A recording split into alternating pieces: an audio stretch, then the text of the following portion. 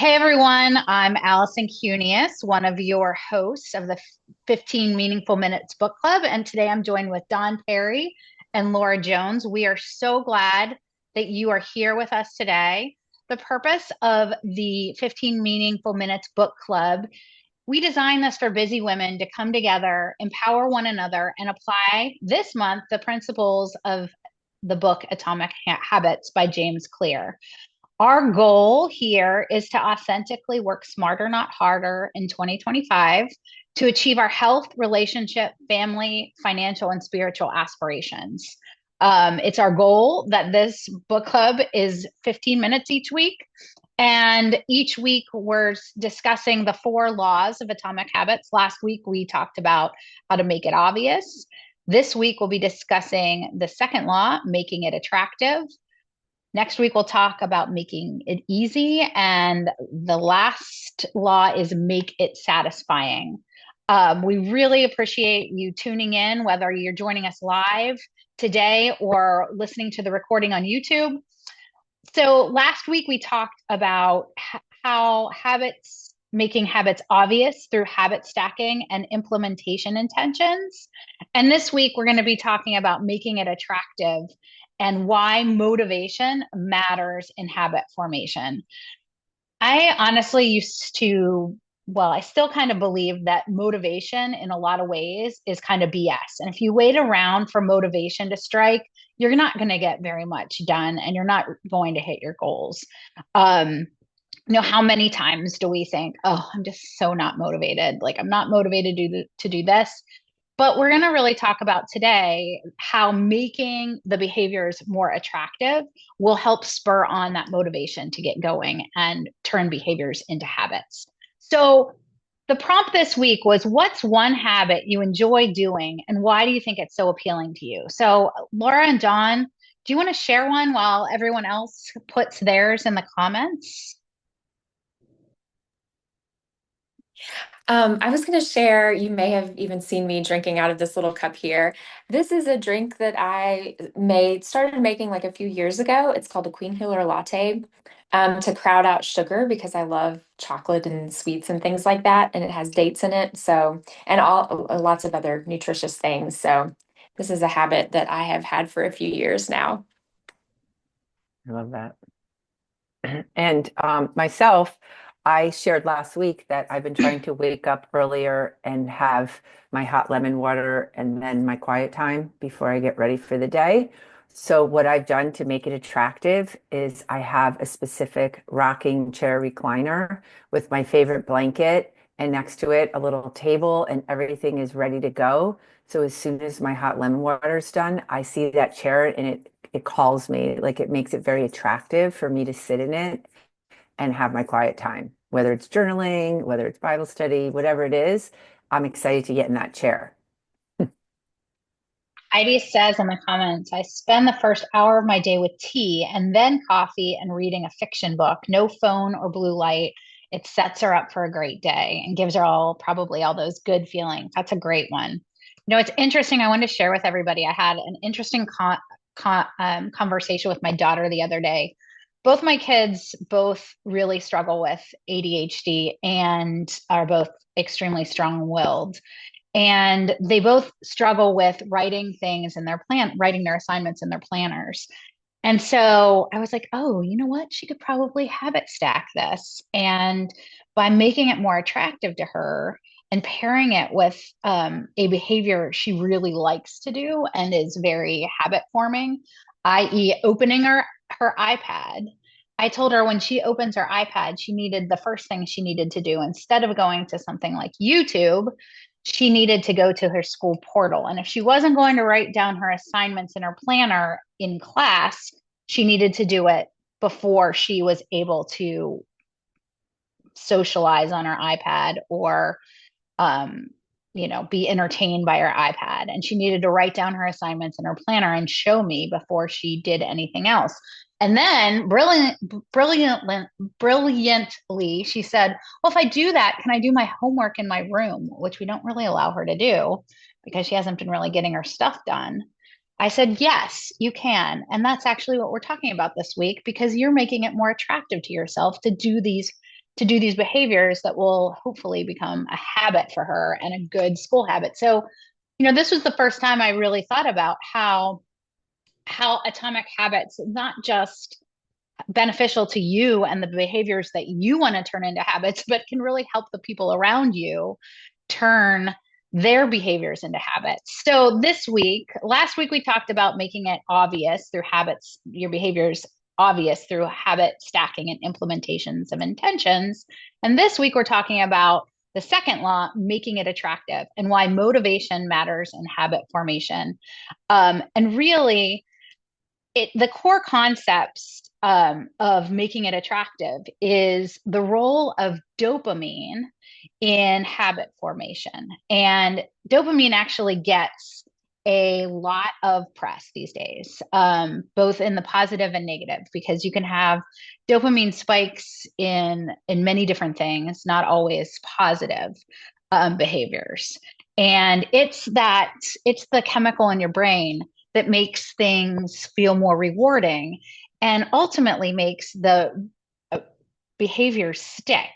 And the interesting part about dopamine is what they found that the dopamine release doesn't necessarily come when you get the reward.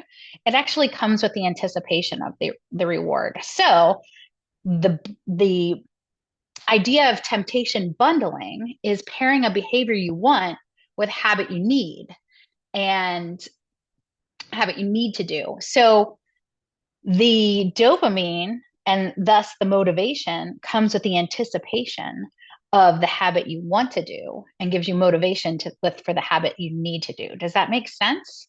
Um, do you guys have an example of temptation bundling that you think you can start to utilize in your daily goals to achieving the habits or the behaviors that you want to become habitual?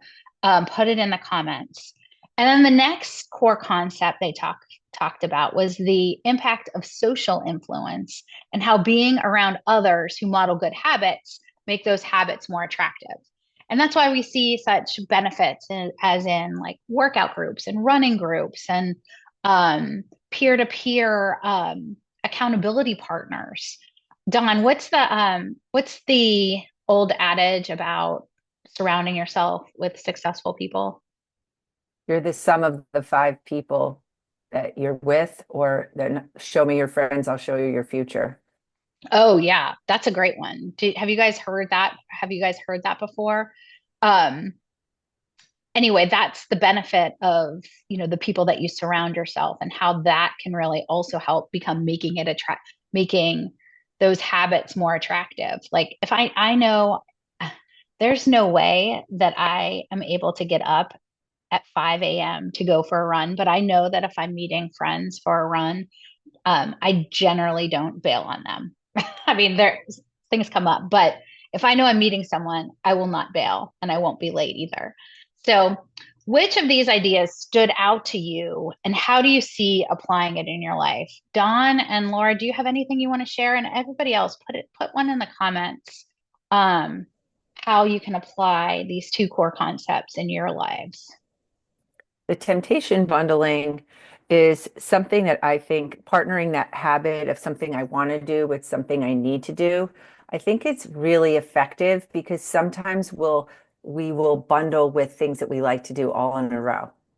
So I think that sometimes we'll have better success if we pair it with something that we need to do with something we want to do.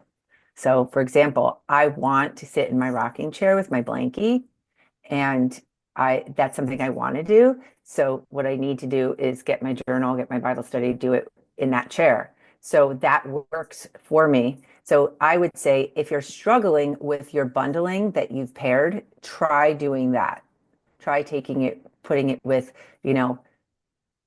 Laura likes drinking her special drink, doing it with that because she really looks forward to that.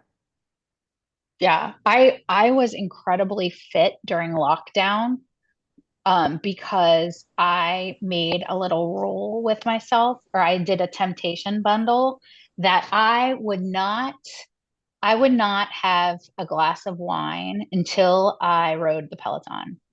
And sometimes after I rode the Peloton, I didn't even feel like having a glass of wine, but I would not like have any happy hour drinks that seemed to be very popular during COVID until I did that. Because also I knew that if I had a glass of wine, I wasn't going to get on the Peloton at all. Right. So, Laura, did you have anything you want to share? Yeah, as far as like the kind of like the accountability partners piece, I was just thinking about this great I took a meditation class a few years ago, and the app that we used as a portion of that class was called Insight Timer, which I love and I highly recommend to any and all of you. But the cool thing about it is there was a way for the teacher to create a place in there for us to meet up at like, say, 7 p.m. on every Thursday night or something like that. And it was just so nice. Even though we were all meditating in our own homes, there was no interaction. We were all there together at that time. It was cool. Oh, that is really cool. I love that app, Insight Timer. We should meet on there, Laura. We've never met on Insight Timer. That would also be a good way to like be accountable if you're struggling with going to bed earlier. Um, Veronique says that she empties the dishwasher while her espresso machine is making her coffee, which that's such a good one. Um, that's a really good one. Thanks for sharing. What's one habit you want to make more attractive? I think for me, it's exercising. And I might need to get a couple of get my get my team back together, my partners in running to start meeting up again. Does anyone else have one that they want to share?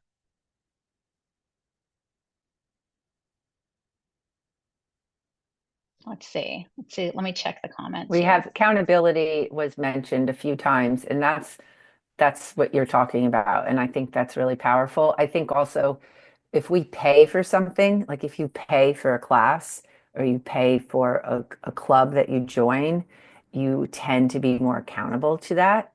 So sometimes if that's what you need to do to get you in the habit, that's an investment in yourself. That's so true.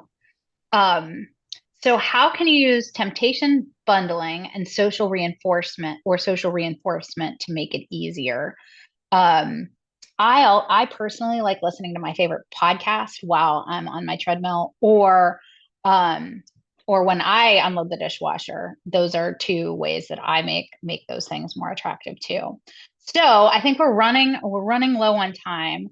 So the key takeaways from make this second law making it attractive are this idea of temptation bundling. It goes beyond like getting a pretty cup to drink out of, like I said last week, or like a new workout outfit.